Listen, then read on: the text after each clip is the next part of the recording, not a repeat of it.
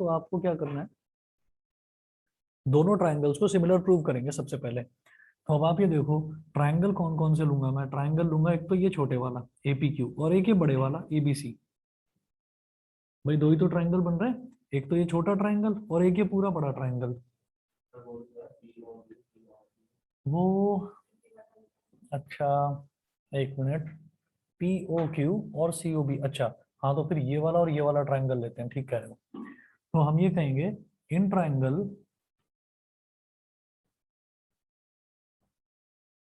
In triangle P O Q, in triangle P O Q and triangle C O B, P O Q and triangle C O B. तो इन दोनों में हम ये कहेंगे कि क्योंकि पी क्यू बी सी के पैरेलल दे रखा है, तो मैं ये कहूंगा ये वाला एंगल इस वाले एंगल के इक्वल, ऑल्टरनेट इंटीरियर एंगल्स, ठीक है। तो हम ये कहेंगे angle O P Q, O P Q is equal to O C B,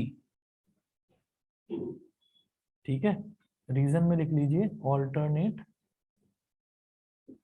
interior angles, alternate interior angles. दूसरा देखिए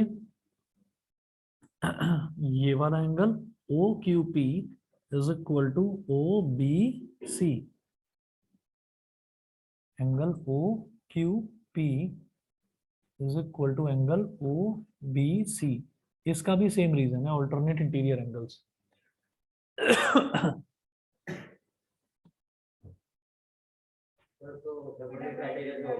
एक मिनट रुकिए, बस एक minute.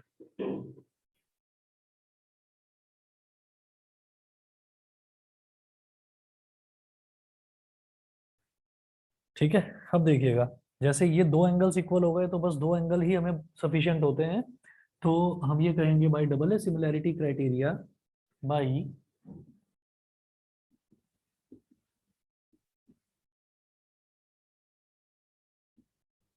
Double A similarity criteria,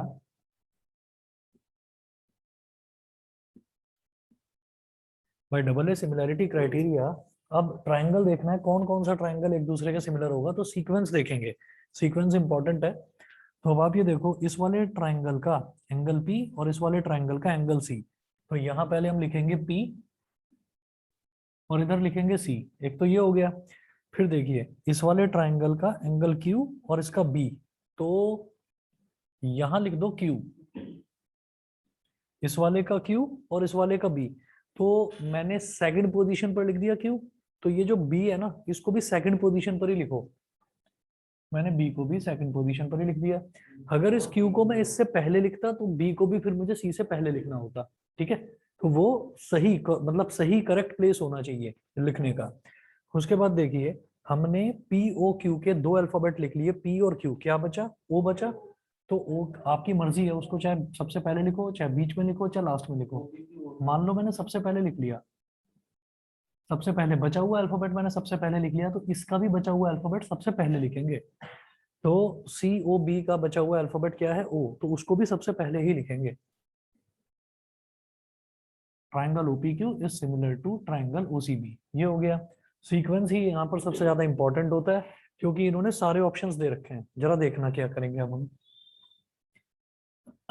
it implies that पहला दूसरा अल्फाबेट ओपी, इसका पहला दूसरा alphabet OC is equal to इसका दूसरा तीसरा अल्फाबेट पी क्यू, इसका दूसरा तीसरा अल्फाबेट सी बी, इसका पहला तीसरा अल्फाबेट ओ क्यू और इसका पहला और तीसरा अल्फाबेट ओ बी। अच्छा, अब नोट करके लिखें, हालांकि मेंशन नहीं कर रखा सिलेबस में, लेकिन फिर भी देख लो, कुछ ज्यादा मुश्किल नहीं है। एरिया रेशो थ्योरम, इसमें ऐसा होता है कि इफ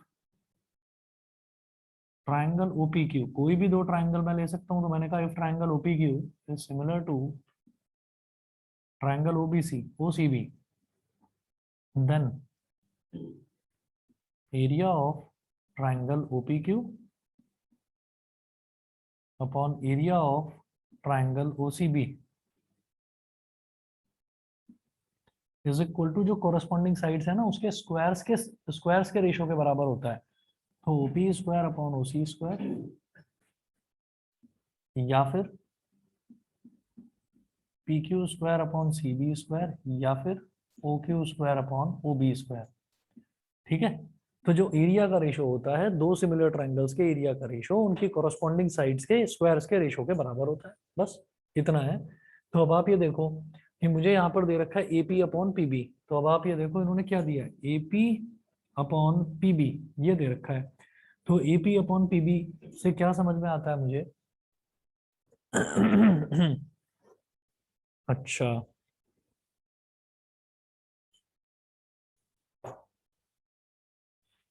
अच्छा अच्छा ठीक है,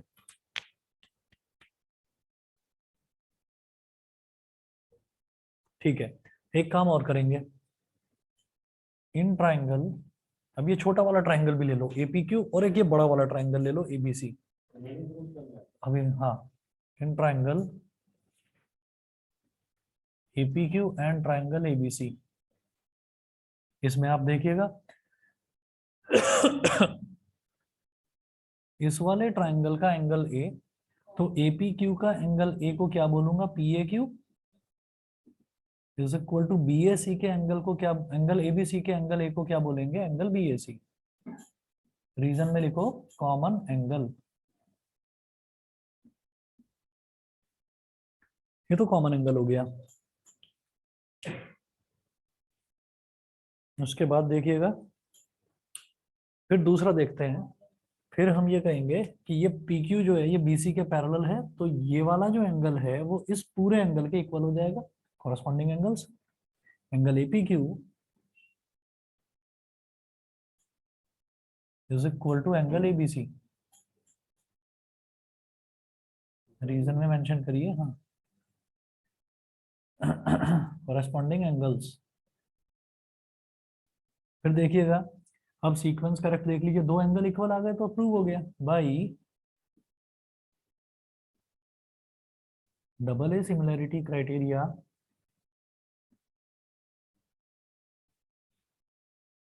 by double A similarity criteria इस वाले ट्राइंगल का एंगल A, ऐसे इस ट्राइंगल का एंगल A, इसका P तो सेकंड पोजीशन पर P लिखो, इसका B तो सेकंड पोजीशन पर B लिखो।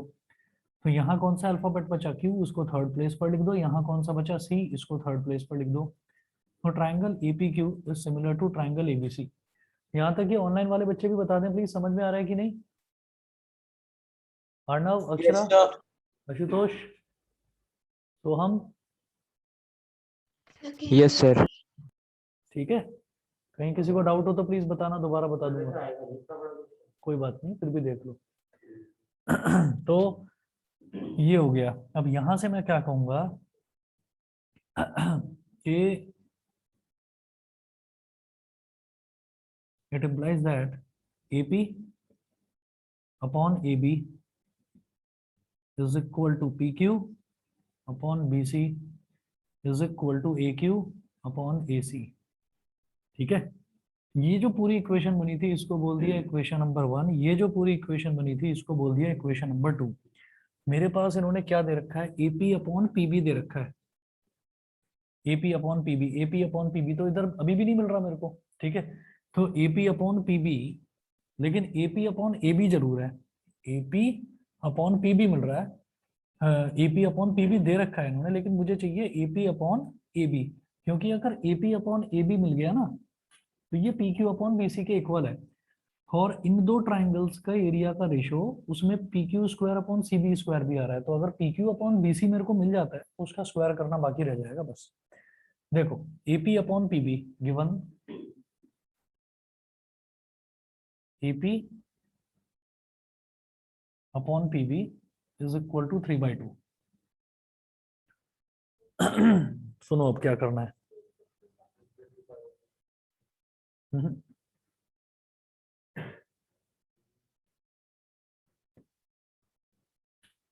इसका मतलब जब दोनों का रेशो दे रखा होता है, जैसे मान लीजिए ये दे रखा है कि लेट द मतलब the ratio of the ages of father and son be 3:2, तो मैं फादर की एज को 3x मान लेता हूँ और सन की एज को 2x मान लेता हूँ। इसी तरह से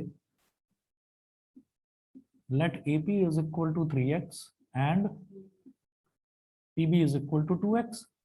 ये क्लियर है? देयरफॉर AP अपॉन AB, मुझे क्या चाहिए? AP अपॉन AB चाहिए। तो जरा बताओ AP कितना है? 3x। और AB क्या होगा? AB, ये हो जाएगा AP प्लस PB।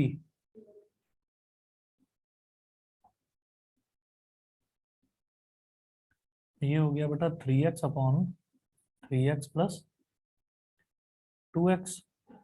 तो 3x अपॉन 5x, x से x कट गया, ये हो गया 3 अपॉन 5। अब ये बताइए, इतना तो क्लियर है?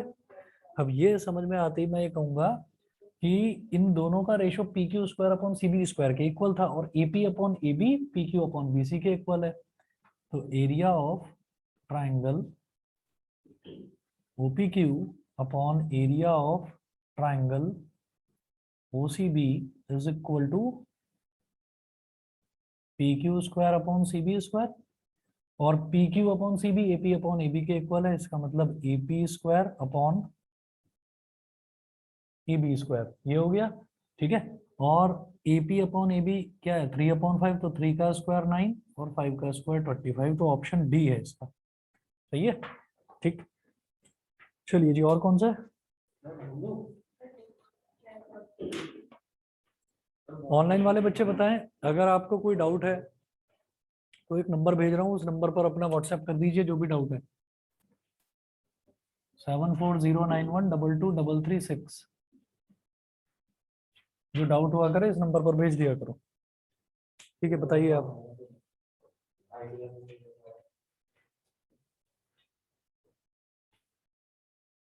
कोई डाउट है? नहीं अभी? अच्छा, वही जो पहले करा था। अच्छा, उनमें से शायद एक कराया था क्वेश्चन। अभी करवाता हूँ। कौन सा है? 16 या 15? 16। चलिए जी, एक क्वेश्चन और देखिए।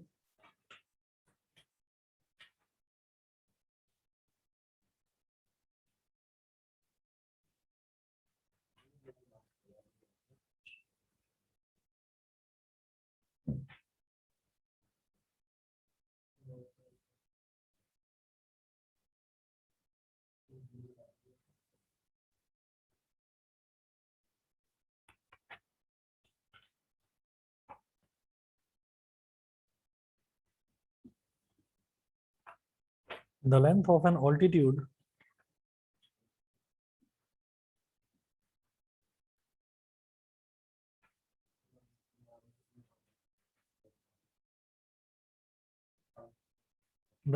altitude of an equilateral triangle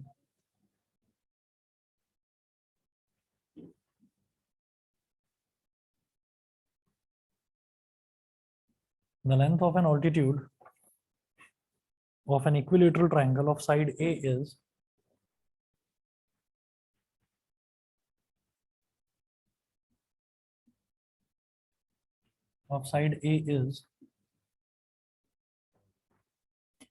option A है 2a upon root 3,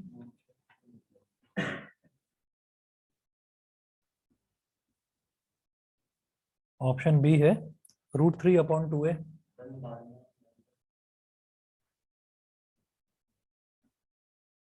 option C है a रूट 3 अपॉन 2। वो तो तुम्हें पता होना चाहिए, तुम्हें पता होना चाहिए, पेपर तुम्हारा है कि मेरा, ये बताओ। तो लगाओ फिर। मुझे पता नहीं, मैंने अभी भी वेरीफाई नहीं करा, खुद ही देखो। वाह। The length of an altitude of an equilateral triangle of side A is, तो equilateral triangle है।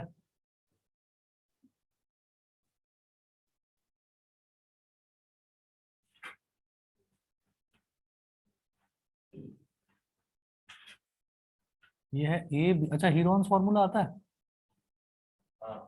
क्या होता है बताओ? सारी साइड को ऐड करके अपॉन 2 एक तो वो निकल जाएगा, वो निकलता है, एस निकलता है। उसके बाद एस कुछ होता है एस माइनस सारी साइड, और उसके बाद बस हो गया, मल्टीप्लाई रूट करते हैं।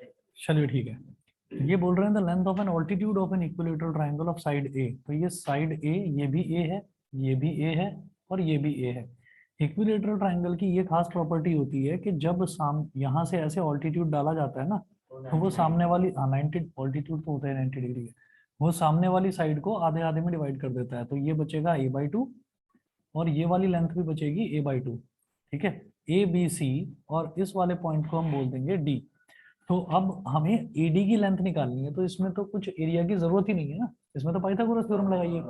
तो पाइथागोरस थ्योरम क्या होगी कि AD square plus B D square, बिना बोले भी कर सकते हो, A D square plus B D square is equal to A B square. अच्छा, ए डी मेरे को निकालना है, तो A D square plus B D कितना है, a/2 का स्क्वायर, और ए बी कितना है, ए का स्क्वायर हो गया, ए बी स्क्वायर। अब ये हो गया A D square plus A square upon 4 is equal to A square. तो ए डी स्क्वायर क्या हो गया, A square minus A square upon 4। तो जब एलसीएम लेंगे तो 4 इंटू ए स्क्वायर क्या हो गया, 4a square minus A square upon 4, तो क्या हो गया 3a स्क्वायर अपॉन 4। ये ए डी स्क्वायर की वैल्यू आ गई। अब जब ए डी निकालेंगे तो इसका स्क्वायर रूट लेंगे, तो 3 का स्क्वायर रूट √3, ए स्क्वायर का स्क्वायर रूट a, और 4 का स्क्वायर रूट होता है 2, तो √3a/2, √3a/2 ऑप्शन सी। ठीक है, और अभी बता रहा हूँ क्वेश्चन नंबर, कल ही तो करवाया है शाम वाले बैच में, और क्या। The larger of to supplementary angles exceeds the smaller by 18 degree. कल शाम वाले बैच में मैथ्स करी थी।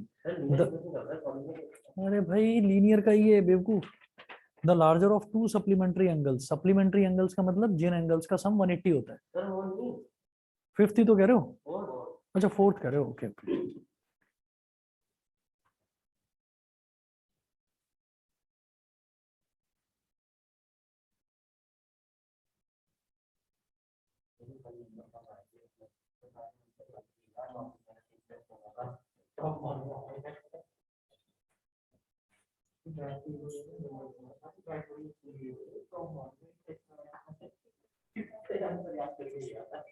क्वेश्चन नंबर 4 देखिए, the coordinates of the point, अरे चुप हो जाओ।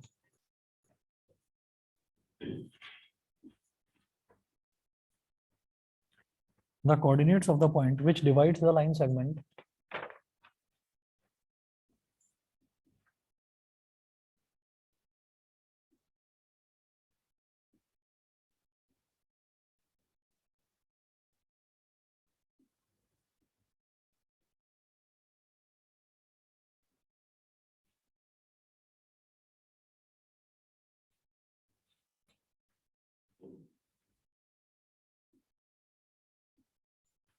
the coordinates of the point which divides the line segment joining the points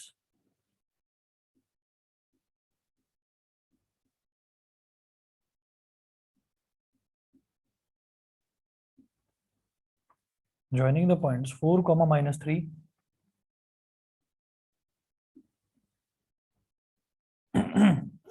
and 9, 7 internally,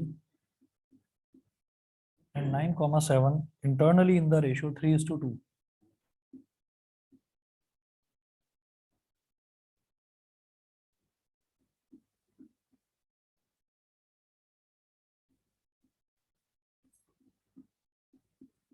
Three is to 2 is option A है 7, 3,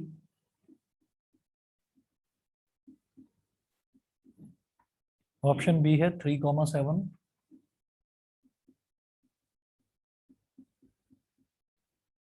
ऑप्शन सी है 35, 15,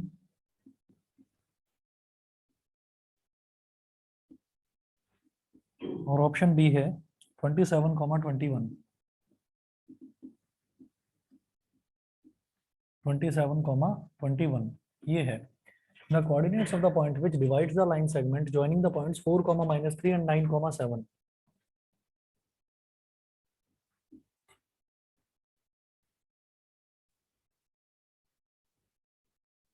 मानो एक पॉइंट दे रखा है A इसके कोऑर्डिनेट्स हैं 4, -3, और दूसरा दे रखा है बी, इसके कोऑर्डिनेट्स हैं 9, 7। वो बोल रहे हैं the coordinates of the point which divides the line segment joining these 2 points. इस पॉइंट और इस पॉइंट को ज्वाइन करने वाला जो लाइन सेगमेंट है उसको एक पॉइंट 3:2 के रेशियो में डिवाइड करता है। तो मान लो ये पॉइंट पी है और ये m1 हमारा क्या हो गया 3 और m2 क्या हो गया 2। तो अब इसमें सेक्शन फॉर्मूला लगा देंगे, ठीक है। तो ये क्या हो गया x1 y1 और m1, ये हम एक तरफ लिखते हैं, ये x1 y1 है तो 4 -3 और m1 कितना है 3, और ये x2 y2 और m2 हो गया। तो x2 9 है, y2 कितना है 7 है, और m2 कितना है 2। ये हो गया। तो by section formula coordinates of p,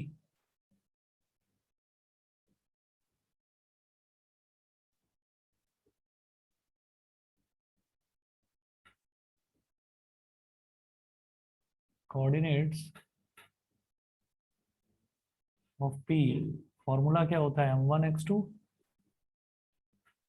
plus m2 x1 upon m1 plus m2, comma m1 y2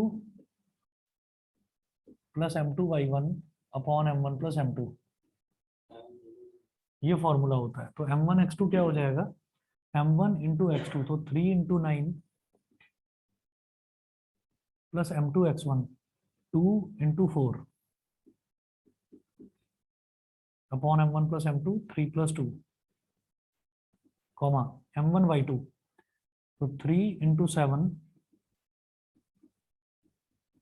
plus m2 y1 2 × -3 upon m1 plus m2 3 + 2। तो 3 9 ज़ा 27 प्लस 2 4 ज़ा 8 अपॉन 5, 3 7 ज़ा 21 और 2 × -3 -6 अपॉन 5। तो 27 + 8 कितना हो गया 35 अपॉन 5, और 21 - 6 कितना हो गया 15 अपॉन 5। 5 7 ज़ा 35, 5 3 ज़ा 15, 7,3। तो ऑप्शन ए। 1 मिनट वेट करिए बस, बाकी डाउट्स देखिए आप, मैं 1 मिनट में आ रहा हूँ।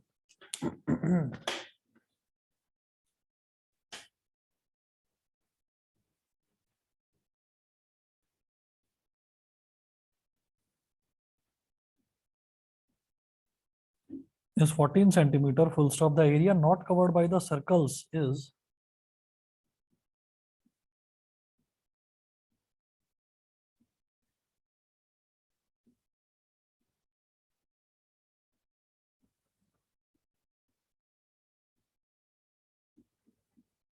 the area not covered by the circles is dash.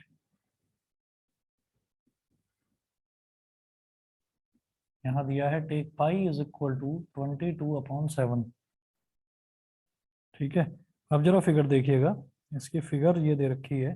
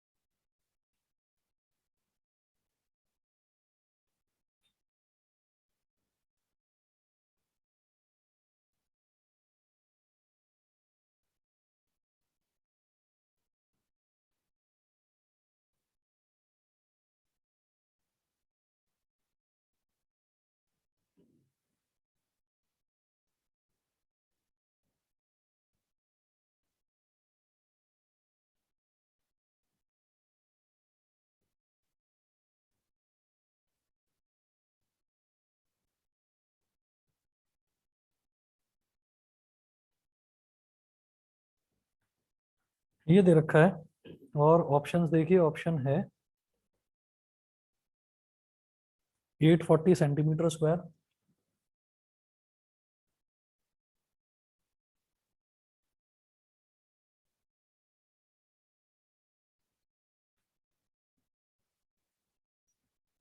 Option B है 1680 सेंटीमीटर स्क्वायर, ऑप्शन सी है 3080 सेंटीमीटर स्क्वायर और ऑप्शन डी है 1540 सेंटीमीटर स्क्वायर। इन्होंने बोला कि आपको क्या बताना है, the diameter of each circle is 14 centimetre, the area not covered by the circles is. तो आप क्या देखेंगे कि जैसे यहां से यहां तक क्या हो गया, एक सर्कल का डायमीटर, तो ये हो गया 14। फिर यहां से यहां तक क्या हो गया, दूसरे सर्कल का डायमीटर, तो ये भी 14। यहां से यहां तक हो गया तीसरे सर्कल का डायमीटर, तो इसका मतलब ये वाली लेंथ भी 14। ऐसे ही यहां से यहां तक भी ये कितना हो गया, ये भी 14। और ऐसे ही यहां से यहां तक ये वाला भी कितना हो गया, 14। अब देखिएगा यहां से लेकर यहां तक पूरी इसकी लेंथ कितनी हो गई रेक्टेंगल की, रेक्टेंगल की लेंथ हो गई 1 2 3 4 5 14 5 जा 70। ठीक है, तो मैं इसकी पूरी लेंथ यहाँ पर लिख दूंगा इधर, ये हो गया 70 सेंटीमीटर।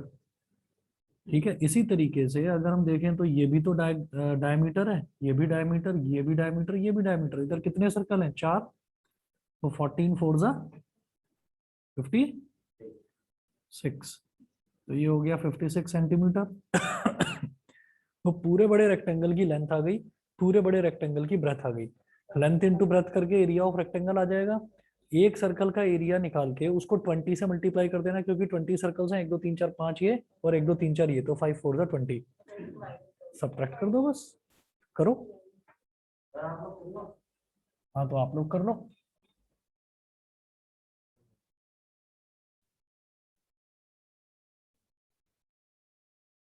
ऑनलाइन वाले बच्चे बता दें, समझ में आ गया,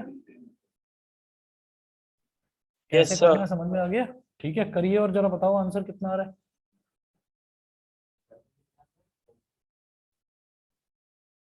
आपको रेक्टेंगल के एरिया में से 20 सर्कल्स का एरिया सब्ट्रैक्ट कर देना है।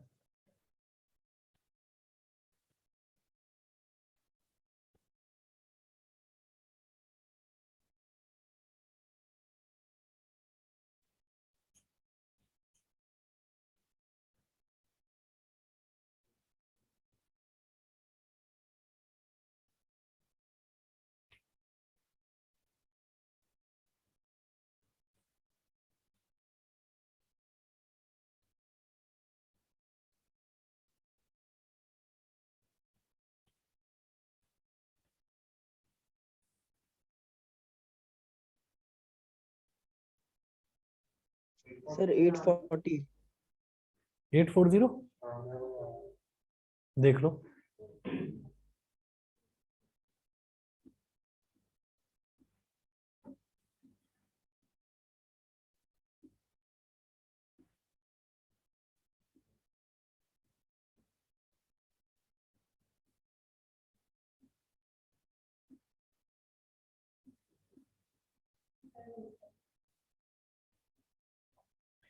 रेक्टेंगल का एरिया कितना हो गया, 70 इंटू 56, और एरिया ऑफ 20 सर्कल्स तो 20 into pi R square. 20 into pi कितना है, 22/7, और उसका रेडियस कितना है 7, तो 7 का स्क्वायर। एक 7 से एक 7 कट गया, अरे शांति रखो। इधर हो गया 70, यहाँ से ले लो कॉमन, तो इधर बचेगा 56 माइनस यहाँ पर 7, और ये जो 20 है इसमें से 10 निकाल लो, तो 7 10 जा 70 हो गया, वो 70 तो आ गया बाहर, और 10 इंटू ऐसे ही। उससे उससे ज्यादा आसान नहीं हो रहा क्या ये कुछ, नहीं एक मिनट, 56 माइनस 44 हो गया ना। हाँ भाई आपने ये 20 है, 20 को क्या लिख दिया, 2 इंटू 10 लिख सकते हो, 20 को लिख सकते हो 2 इंटू 10, ये 10 7 जा 70, इसको ले लो बाहर, तो 22 और 2 तो बचा, 22 2 जा 44, 56 में से 44 सब्ट्रैक्ट करा तो 12 हो गया, 12 7 जा 84, 840, ऑप्शन ए है। ठीक है, अरे सबको समझ में आ गया। नहीं आप लोग ऐसे कर लेना, पहले इसको सॉल्व कर लेना, फिर इसको सॉल्व कर लेना, फिर सब्ट्रैक्ट कर लेना। ठीक है, ये तो मैंने ऐसे ही शॉर्टकट मार दिया। आगे देखते हैं जी अगला क्वेश्चन। सो हम क्लियर है, Soham, Ashutosh, Arnav, Akshara, Kshitij. Yes Yes, sir. sir. Yes sir. चलिए यस ठीक है। सर। Okay okay. क्या हुआ? एच डी, हाँ। ये नए नए नाम निकालते रहते हो तुम। हैवी ड्राइवर को एच डी बना दिया तुमने। अरे क्षितिज, आए क्यों नहीं तुम? बाहर था सर, बाहर आए आया थे? हूँ सर, बाहर आया हूँ। अच्छा, बाहर आए हो। ये बोल रहा है कल भी नहीं आए थे तुम।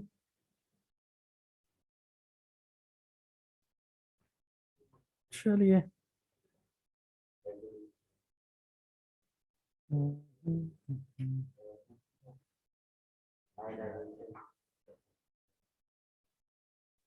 High definition. तुम सबके नाम बिगाड़ बिगाड़ कर पागल मत हो जाना एक दिन। चलिए क्वेश्चन नोट करें अगला। In the given figure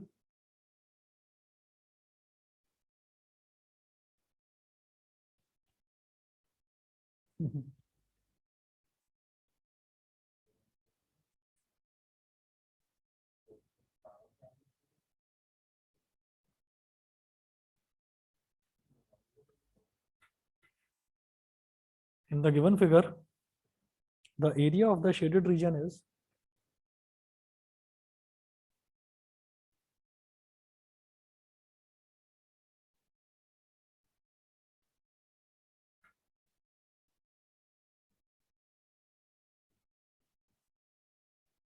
the area of the shaded region is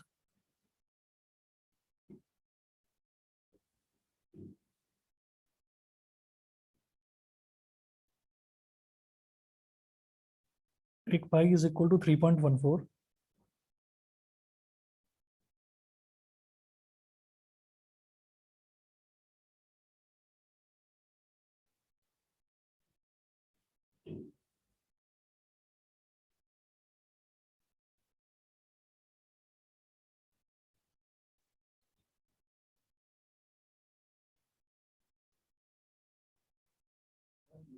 शांति, अरे शांति रखो, मुझे नहीं पता कौन से माइंड का है ये बता रहा हूँ इधर में।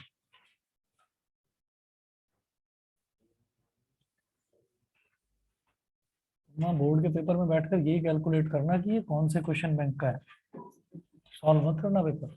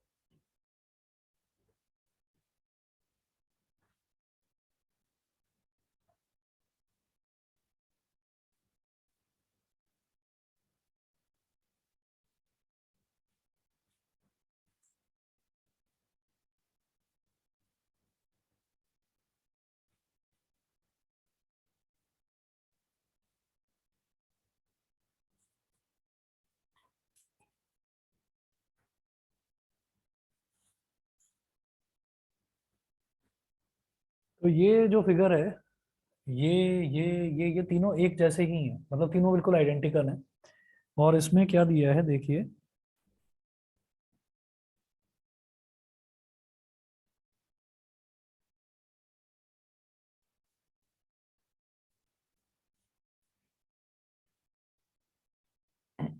सिक्सटीन सेंटीमीटर, और यहां से लेकर यहां तक वाला जो है ये दे रखा है 8 सेंटीमीटर।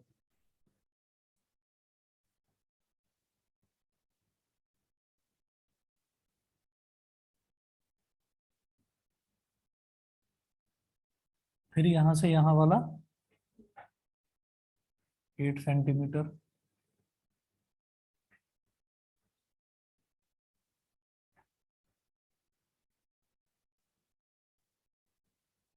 फिर से ये 16 सेंटीमीटर।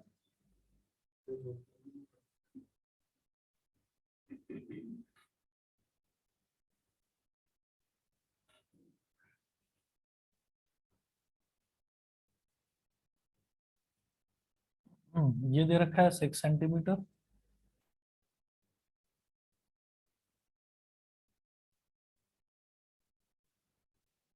और ये दे रखा है 18 सेंटीमीटर। फिर से इतना 6 सेंटीमीटर,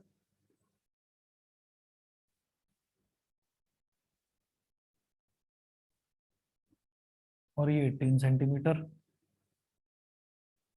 फिर से ये वाला जो है इतना वाला 6 सेंटीमीटर, और ये पूरा 18 सेंटीमीटर। तो अगर मैं इतने को एक फिगर मानूं तो देखिए 16 + 8 ये पूरी लेंथ 24 हो गई, और नीचे वाली साइड देखें तो 6 + 18 ये भी 24 हो गया। तो ये तो ठीक है। अब जो ये बीच का रीजन है ना, ये शेड कर रखा है। हाँ,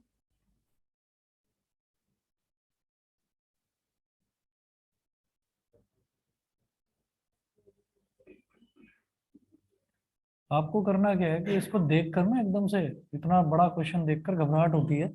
आपको करना क्या है, आपको निकालना सिर्फ एक इतने रीजन के लिए है, बाकी जो भी आएगा उसको 3 से मल्टीप्लाई करना है।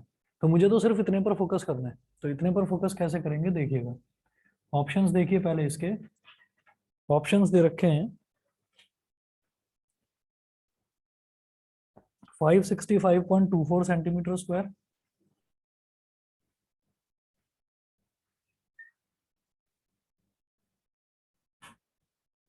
ऑप्शन बी है 575.24 सेंटीमीटर स्क्वायर, ऑप्शन सी है 85.24 सेंटीमीटर स्क्वायर, और ऑप्शन डी है 595.24 सेंटीमीटर स्क्वायर। ठीक है, ये 4 ऑप्शंस दे रखे हैं। अब क्या करना है इसमें,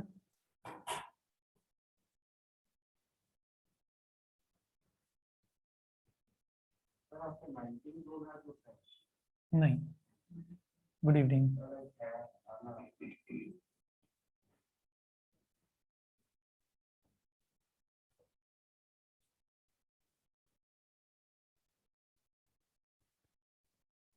चलिए अब देखिएगा, जैसे यहां से लेकर यहां तक तो मेरे पास एक सेमी सर्कल है, उस सेमी सर्कल में से इस छोटे से सेमी सर्कल को रिमूव करना है।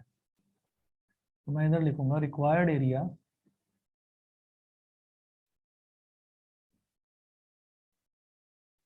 सबसे पहले तो लिख लेंगे 3, क्योंकि इतने का निकालेंगे और उसमें 3 मल्टीप्लाई कर देंगे बस। तो सबसे पहले तो 3 लिख दिया, 3 मल्टीप्लाइड बाई, और फिर सारे के सारे सेमी सर्कल है, सर्कल तो कहीं पर है ही नहीं, तो मल्टीप्लाइड बाई 1/2, 1/2 सभी में आएगा। तो आप क्या करिए, आप सारा का सारा सर्कल का एरिया निकाल लो और 1/2 कॉमन ले लो। नहीं समझे? नहीं समझ में आया तो इधर देखो, पहले तो इतने वाले सेमी सर्कल का निकालूंगा, तो इस सेमी सर्कल का डायमीटर दे रखा है 16, तो रेडियस कितना हो गया 8, है ना। तो ये हो गया पाई 8 स्क्वायर अपॉन 2, ये हो गया इतने सेमी सर्कल का एरिया। इसमें से ये वाला सब्ट्रैक्ट करना है, तो माइनस पाई 6 स्क्वायर अपॉन 2। ठीक है, अगर यहां से लेकर यहां तक वाला सेमी सर्कल का मैंने ये एरिया निकाल लिया और उसमें से ये सेमी सर्कल सब्ट्रैक्ट कर दिया, तो सिर्फ ये वाला शेडेड रीजन आ जाएगा। ऐसे ही नीचे की तरफ देखो, तो यहां से लेकर यहां तक वाला सेमी सर्कल निकाल लो और उसमें से ये वाला सेमी सर्कल सब्ट्रैक्ट कर दो, और फिर इसमें इसको ऐड कर दो। सॉरी, 3 निकालना था, सही कह रहा था 3, क्योंकि ये इसका डायमीटर है पूरा। अच्छा, अब प्लस यहां से लेकर यहां तक वाले का डायमीटर कितना दे रखा है 18, तो उसका आधा कितना हो गया 9, तो ये हो गया पाई 9 स्क्वायर बाई 2, माइनस इसमें से ये वाला सब्ट्रैक्ट कर देना, तो क्या हो जाएगा पाई 4 स्क्वायर बाई 2, रेडियस 4 होगा। ठीक है, मुझे क्या नजर आ रहा है यहाँ पर, 1 2 3 4 टर्म्स हैं और सब में पाई/2 आ रहा है, तो पाई/2 बाहर कॉमन ले लो, 3 इंटू पाई/2। यहाँ क्या बचा, 8 का स्क्वायर 64, माइनस 3 का स्क्वायर 9, प्लस इधर क्या बचा 9 का स्क्वायर 81, माइनस 4 का स्क्वायर 60। ठीक है, पाई को लेना 3.14, तो 3 इंटू 3.14/2 मल्टीप्लाइड बाई 64 माइनस 9 कितना हो जाएगा बताओ? 55। ठीक है, 55 प्लस 81 माइनस 16 कितना हो जाएगा? 65। ठीक, तो ये हो गया हमारे पास 3 इंटू 3.14/2 मल्टीप्लाइड बाई 55 प्लस 65 कितना हो गया? 120। ठीक है, तो ये कितना हो गया? 63 ज़ा 180 इंटू 3.14, पॉइंट गया तो नीचे 100 आ गया, एक जीरो से एक जीरो कट गया। 18 का टेबल याद हो तो करो। 18 4 ज़ा 72, 7 कैरी आ गया, 18 1 ज़ा 18 और 7 25, 2 कैरी आ गया, 18 3 ज़ा 54 और 2 56। ठीक है, और डिनोमिनेटर में 10 है तो 565.2, option number A 565.24 centimetre square. ठीक है, समझ में आ गया? ऑनलाइन वाले बच्चे बताएं।